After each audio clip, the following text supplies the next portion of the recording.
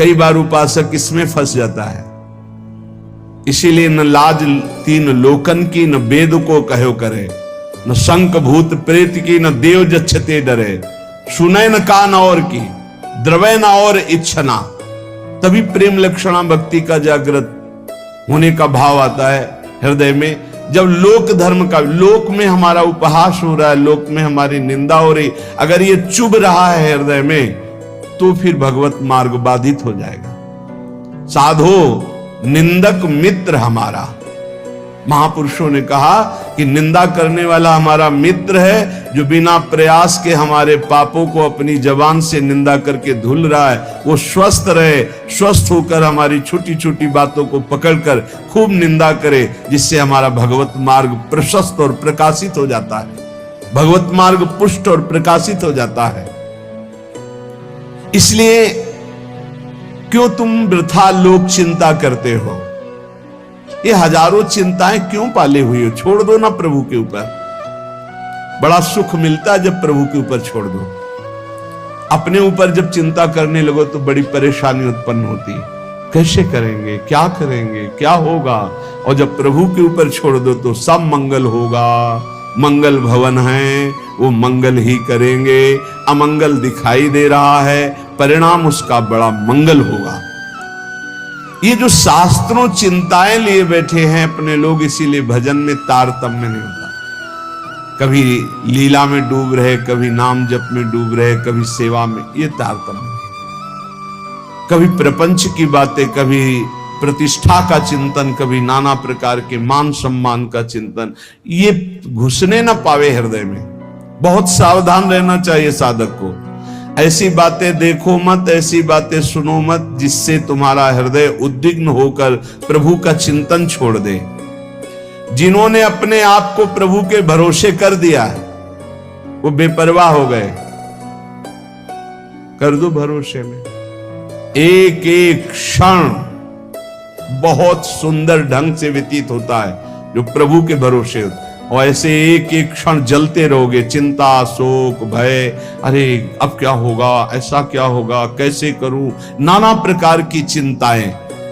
अपने आप को प्रभु के चरणों में समर्पित कर दो। तुम्हें कुछ नहीं करना पड़ेगा, सब वो करवा लेंगे आपसे। जो आपके लिए मंगल है वो सब करवा लेंगे। तुम शांत होकर प्रभु के चरणों का आश्रय ले लो। जो कर्तव्य कर्म है उसे करो। अलम कश्यापि संगत्या तवालम शास्त्र कर्म भी वृंदारण्य तृणम मन्यो धन्यो ना किंचिदाचरेत। तुम किसी और का संग मत करो, क्योंकि अगर और का संग करोगे तो तुम्हारी बुद्धि में व्यभिचार दोष हो जाएगा। भक्ति में भी व्यभिचार दोष होता है। अपने इष्ट से अलग चिंतन होना ये व्यभिचार दोष है। अलम कश्यापि संगत्या, किसी का भी ऐसा संग मत करो जो श्यामा श्याम के सुमिरन में बाधा पहुंचा दे। प्रिया प्रीतम की चिंतन वृत्ति हट जाए और अपनी चिंतन वृत्ति जागृत हो जाए, या किसी व्यक्ति की चिंतन वृत्ति, ये बहुत बड़ी। क्योंकि कर्म करते करते अनंत जन्म हो गए, फिर भी हमारा उद्धार नहीं हुआ। अब क्या करो? अब भज गोविंदम गोविंदम भज मूढ़ मते। एक ही उपाय है भगवान का भजन। अरे भाई, जब तक तुम धन कमाने लायक हो तभी तुम्हें प्यार मिलेगा इस संसार में। बहुत सुंदर उपदेश है। जब तक तुम धन कमाने लायक हो तभी तुम्हें कहेंगे मेरा पति, मेरा पिता, मेरा भाई, मेरा अमुक अमुक। और जिस दिन तुम धन कमाने लायक नहीं रहोगे उस दिन कोई बात नहीं पूछेगा। पक्की बात है।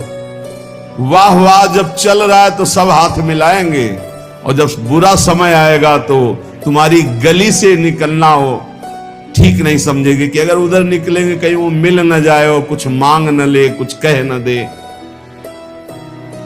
जब तक तुम धन कमाने लायक हो, तुम्हारे पास धन है, तभी तक तेरे को प्यार मिल रहा है संसार से, परिवार से। और जब तू रोगग्रस्त हो जाएगा, जराग्रस्त हो जाएगा, तो कोई भी तेरे से बात नहीं पूछेगा, बात नहीं करेगा। अरे मूढ़, इसलिए तू निरंतर गोविंद का भजन कर ले, गोविंद का भजन कर ले, गोविंद का भजन कर ले। ये आशा परिवार की भोगों की इतनी सुदृढ़ है, आंसी ये कि नहीं कटती है। बूढ़ा हो गया है, त्वचा सब ढीली हो गई, हड्डी हड्डी दिखाई देती है, सिर के बाल सब पक गए, दांत एको नहीं रह गए, लाठी लेके चल रहे, फिर भी वही परिवार की ममता। दरवाजे पे बैठा वही परिवार के विषय में सोचता रहता है। ये नहीं सोच रहा कि मृत्यु नजदीक आ रही, भगवान का भजन कर ले, अपने जीवन को सार्थक कर ले।